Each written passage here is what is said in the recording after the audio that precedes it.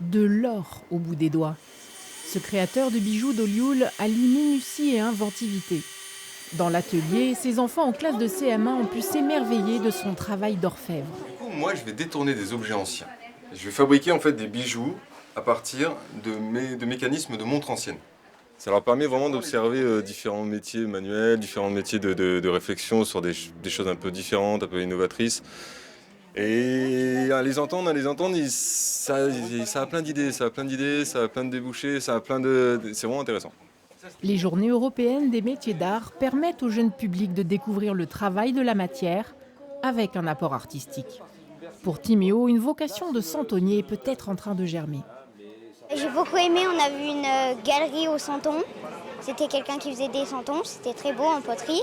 Chantourneur, vitrailliste, ferronnier ou plumassière, derrière ces mots un trésor de savoir-faire mis en lumière grâce à ces ateliers portes ouvertes. Dans les ateliers, il y a eu le travail avec les plumes, il y a eu aussi le travail avec les bijoux. C'était bien à voir, après moi je sais déjà à peu près qu'est-ce que je veux faire plus tard. Des démonstrations concrètes pour mettre à l'honneur des professions souvent méconnues. Sur les 11 élèves qu'il y a là, donc comme je disais tout à l'heure, c'est des passionnés puisque sur 11, il y a eu 11 mentions, donc ce qui est formidable. Hein.